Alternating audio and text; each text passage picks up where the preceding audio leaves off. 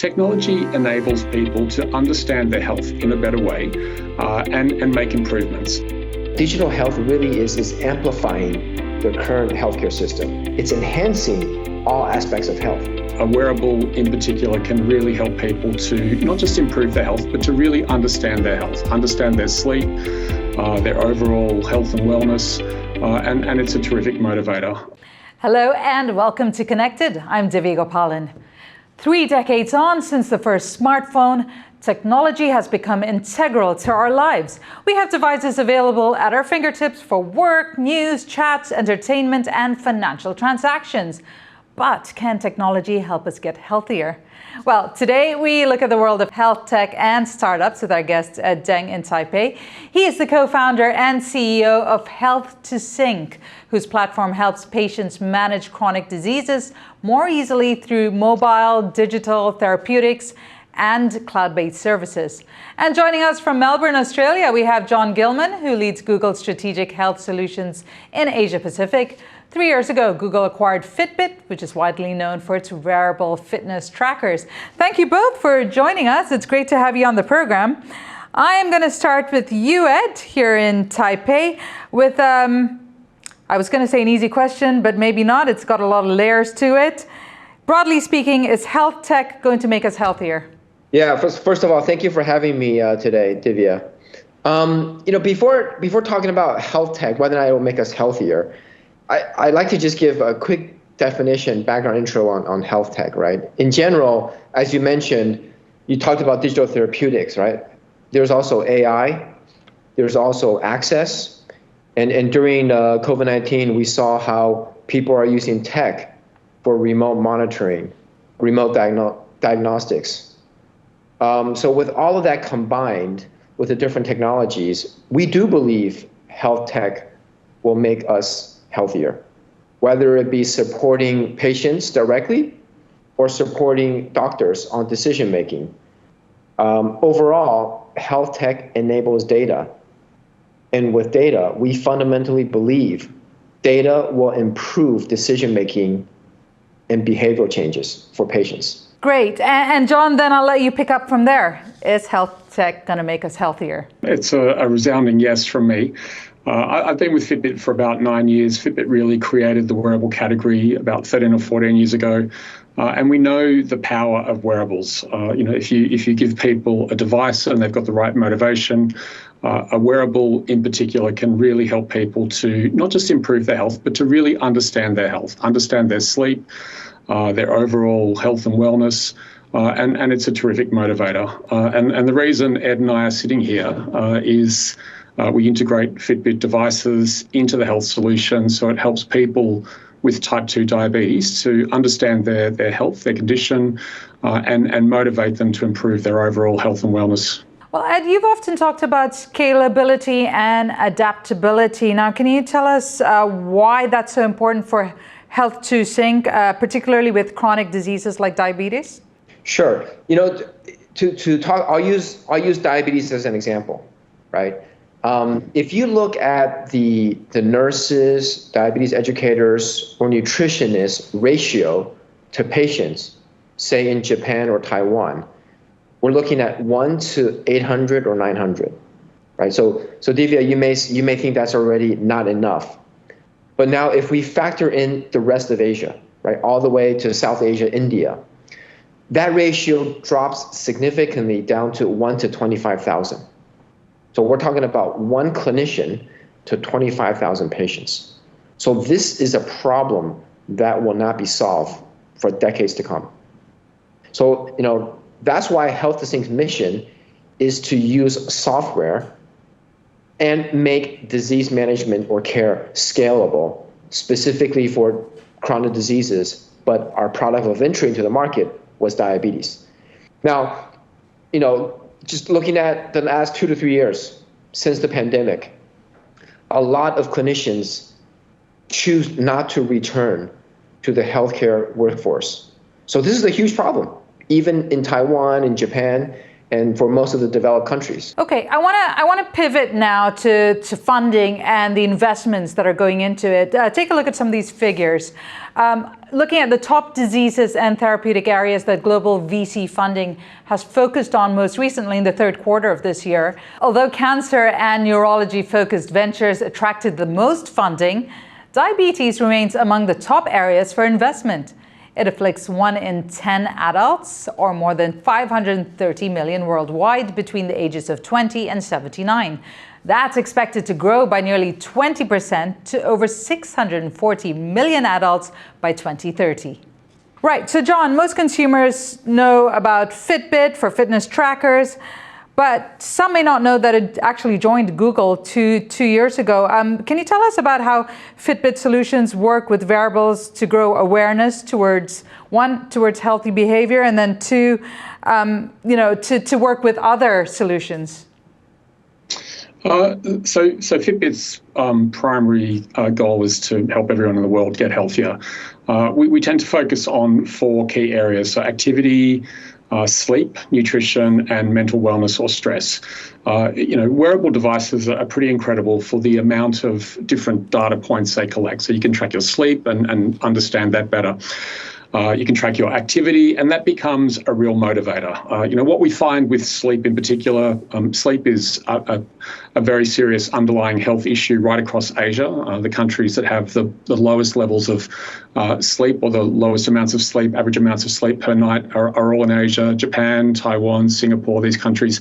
What we find with wearables and sleep tracking, for instance, is that it actually gives people an understanding of why they're not sleeping properly and what they can do about it. And that then becomes a motivator. If you think about, having a poor sleep when you're not wearing a device, you get into bed and you have a restless sleep and you wake up, you really have no idea how well you slept or, what was going on. But with a wearable, you get more of a sense of, if I drink alcohol before I get into bed, if I do a workout, if I have a coffee, that might impact your sleep. And that's the real value that wearables bring into digital health solutions like Health2Sync. It's a terrific source of an individual's data, obviously with their consent, into an application to help them better manage their overall health and wellness. I find it really interesting that sleeplessness affects so much of this part of the world, although I do empathize, and probably I need to start tracking my sleep. But pivoting to you, Ed, Taiwan has been known for its R&D strength in healthcare and biotech. How does that create an advantage for growing the health tech startups? And do you think you could have started your company anywhere else in Asia? Yeah. Or the world, for that matter? So as I always tell our investors, Divya, that if we had started this company in another country, we are not sure if we would have had similar traction as we do today. And I'll touch upon the R&D resource later. But what's particularly interesting about Taiwan is, given that we have universal healthcare, and we have a universal healthcare system that also incentivizes diabetes care for the care providers. Now with that is actually very, very fertile. It provides a fertile ground for us to deploy our software, right, across healthcare providers. Now, Taiwan is a small nation, a small island nation, that has enabled us, quicker access to 300 clinics and hospitals to use our software. So as we get more patients and healthcare providers using our software, we start accumulating real-world evidence.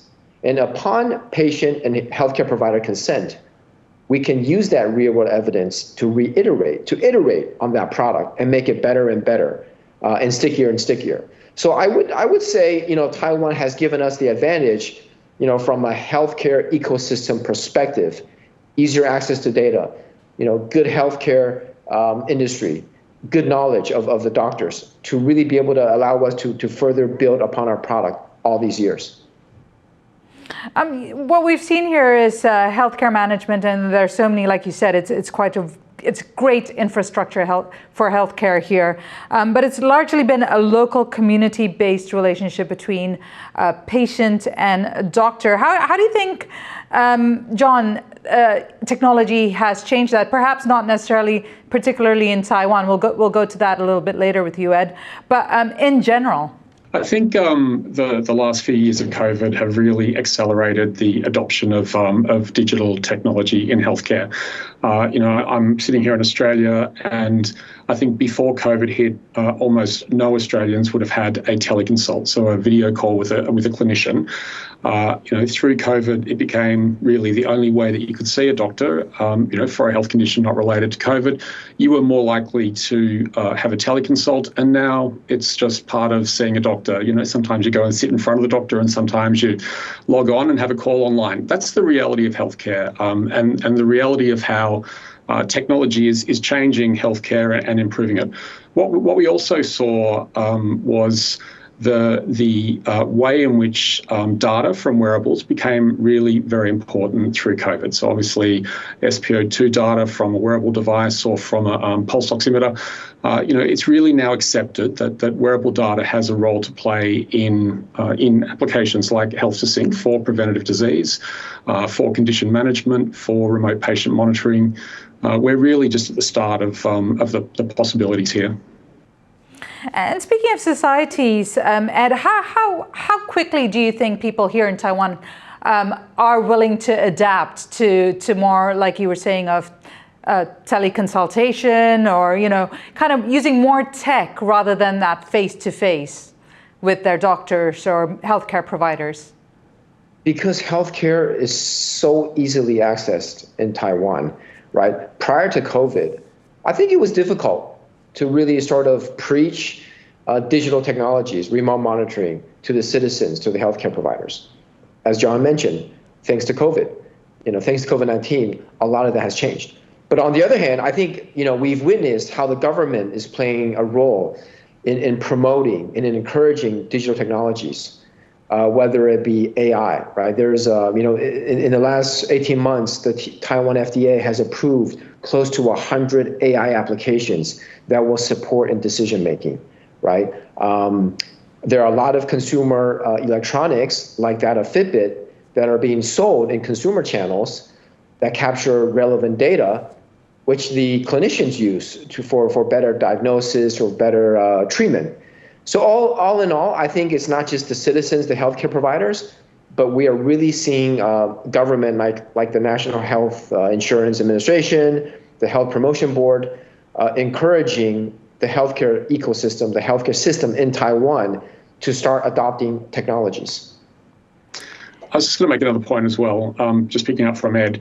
One other thing that COVID, taught the world is there is not an endless supply of medical professionals, of doctors and nurses. And Ed touched on that point before. And governments and providers cannot keep building hospitals. There's a sort of not a finite supply of hospital beds as well. So there really needed to be a focus on some sort of circuit breaker. And as we sort of transition through, a lot of governments are starting to look at preventative healthcare as the primary focus for healthcare systems. So how do we keep people healthy? How do we stop people from going into hospital? How do we break the cycle of people with preventable diseases such as hypertension or type 2 diabetes from becoming ill and then obviously needing care, hospitalization? And I think that's the really exciting aspect about digital health, about technology such as wearables, such as an app like Health2Sync. It's almost a circuit breaker. It's helping healthcare systems keep people healthy at home rather than waiting for them to get sick and then needing hospitalization. So, given that, can you tell us a little bit about your collaboration with Health2Sync in Taiwan and Japan to head in that direction? Sure. So Ed and I started working together about 5 years ago. I had a role at Fitbit, which was really focused on integrating Fitbit wearables into healthcare applications across Asia Pacific. And Ed and Health2Sync was one of our first targets at Fitbit. We really saw the value of integrating Fitbit into a diabetes management platform. We got in touch and started to work together pretty quickly. And I think one of the most exciting things, very early on in 2019, we did a study in Taiwan, 4 of the country's top diabetes clinics. They were people who had type 2 diabetes, who were already using Health2Sync. We worked with them, gave them a Fitbit, gave them a program over 3 months. which I think required them to do about 150 active minutes a week. And we saw some really, really compelling improvements in the health and wellness of these people. And importantly as well, and Ed might touch on this, 4 doctors, 4 of Taiwan's top diabetes specialists really saw the value of integrating wearables into care for people with diabetes. They saw the results of people walking more, of going for a walk after they had a meal, and they became, I think, quite clear advocates for, again, the integration of wearables into treatment for people with type 2 diabetes. Yeah, and the only thing I would add to that study is, these were clinics that were already doing very, very well in diabetes management. And to take one step further, we were, through the Fitbit and Health2Sync partnership, we were delivering various exercise regimens, various intensity of exercise to the different patients, and seeing that we were enhancing diabetes control. So coming back to the original definition of digital health, Divya, right? Digital health really is amplifying the current healthcare system. It's enhancing all aspects of health. It's not replacing clinicians. It's really enhancing the healthcare system. Right. So you're dealing with a large amount of data. And again, that, I'd be interested to know how you're analyzing that. But also, you're also dealing with the human factor. How do you convince investors that this is the way to go? So for a startup in Taiwan, Divya, I think it's really letting investors know what major problem, what major pain point are we trying to solve. And given this, that we are a small island nation, it's also painting the picture that there is a pathway, there's an ambition to go global, right? And it's not just a story, but it's be able to map out the step-by-step other deployments, the countries that we intend to tackle beyond Taiwan. You bring up the idea of problems, the issues that we'll be facing, or we are facing now, but also in particular we will be facing in the future that you probably are projecting into. And one of that is the aging population, very prevalent issue here in Taiwan and now in many other parts of the world. So let's take a look at some numbers here. The elderly tend to have a higher need for health management and medical treatment, yet they are less adept at using technology. But the world's population is aging quickly, and it's Asia's aging trend that will have the strongest impact in terms of just sheer numbers. Here is a global picture of the growing number of people aged 65 and up, starting in the year 2000 and projected to 2050. This is based on UN data. By 2050, Asia as a whole will have more than 60% of the world's population aged 65 and up, or nearly 1 billion people. Just in East and Southeast Asia alone, that age group will double, rising from 20% of the total now to 40% by 2050. So, John, do aging trends in Asia and across the world present a challenge or an opportunity for health tech? I guess it's an opportunity. The reality is, similar to the point I made before about, there's not an endless supply of hospital beds. The focus for a lot of governments that are dealing with aging populations is how do we keep people at home longer? How do we keep older people at home longer? And particularly in Asian countries where there's a much stronger culture of keeping parents at home. There's got to be ways for people again to understand their health and wellness. The thing about a wearable, and we talked about older people, being resistant to technology. If you can wear a watch and you can use a mobile phone, you can use a wearable, and you can understand a wearable and how they work. In fact, across Asia, 20 to 25% of our users are over the age of 65. So we already have a good base of older people who are using Fitbit devices to stay fit, to stay active, to connect with friends as well, go for walks together. That's a real way for older people to stay healthy. And then applications, again, digital health solutions, can be used to guide people, to motivate people, to nudge people with healthy behaviours. And I think that really applies to older people as well. Yeah, to add to that, we see similar statistics. To be frank, 8 to 10 years ago, we were a bit concerned about the demographics that you just showed. But we're also very, very encouraged in the last 2 to 3 years as we see the feedback that we get from our users, Divya. Like, we are seeing plenty of 70 and 80-year-olds that may be on insulin, that may be newly diagnosed diabetics, or that may be dealing with heart failure, use our software, use our application to track sleep, track footsteps, track insulin injection. So we're very, very encouraged because, as John said, if they're using messengers, social networking apps already on the smartphone, there's no reason why they could not use a data tracking app for health management.